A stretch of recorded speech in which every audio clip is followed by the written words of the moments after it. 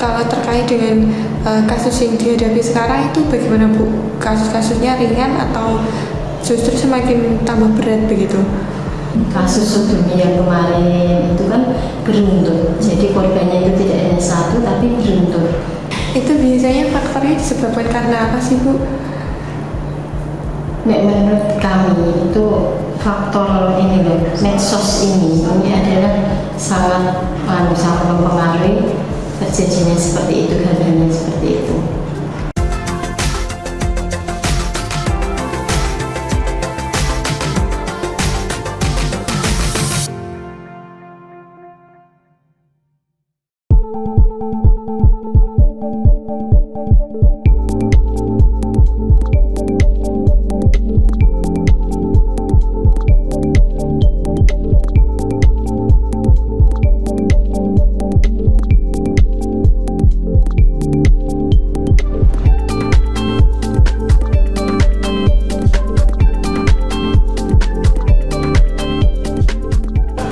Data kasus kekerasan seksual yang saat ini dihadapi di Jepara itu bagaimana Bu? Semakin meningkat atau bagaimana?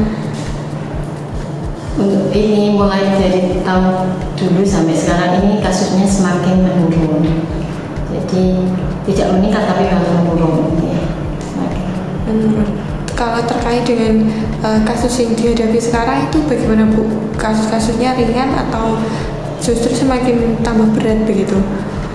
Kalau ini yang dulu itu agak ringan, tapi sekarang itu semakin berat karena walaupun sedikit tapi semakin berat, jadi penanganannya juga semakin tambah panjang. Contoh kasusnya seperti apa Bu yang dia semakin berat itu?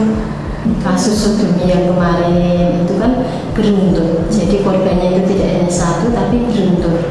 Terus jadi penanganannya semakin panjang. Kalau untuk klasifikasinya itu bagaimana sih Bu? Ada yang ringan, berat, dan sedang?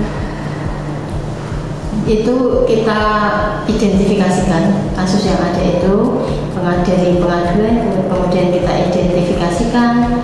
Kalau memang yang dinamakan berat itu biasanya ada yang istilahnya ada ancaman yang berat, kemudian korban itu mengalami tekanan trauma, tekanan ini apa ya? Istilahnya tekanan psikis yang berat, kemudian ada yang ini mengancam nyawa orang juga itu ada, itu kan butuh penanganan yang banyak, termasuk ada terapi, psikiater, ada visum dan sebagainya. Itu lebih banyak menyerang anak-anak atau perempuan Bu biasanya kasus-kasus sekarang kan kasus beratnya semakin banyak, itu lebih ke anak atau lebih ke perempuan? Ini sih anak juga ada, perempuan juga ada.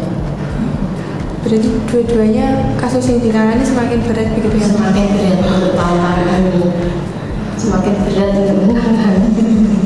Itu biasanya faktornya disebabkan karena apa sih Bu? Menurut kami itu faktor ini loh, medsos ini adalah sangat mempengaruhi terjadinya seperti itu, hal-halnya seperti itu. Kalau himbauannya sendiri untuk baik misalnya para korban yang menangani seperti itu, yang mengalami seperti itu bagaimana Bu? Himbauan untuk para korban atau untuk para korban dia sebaiknya melapor atau bagaimana? Ya menurut kami sih melapor agar kasus itu bisa diketahui dan bisa diselesaikan bersama. Kalau memang itu bisa diselesaikan belum tidak ke tingkat hukum, ya kita selesaikan di tingkat bawah. Kalau misalkan bawah dari desa ke tinggi bisa menyelesaikan ya sudah, tapi kalau tidak bisa baru melapor ke kita. Kalau itu sudah nanti sudah berat tidak bisa ditangani, bisa ke lapor ke yang berwajib.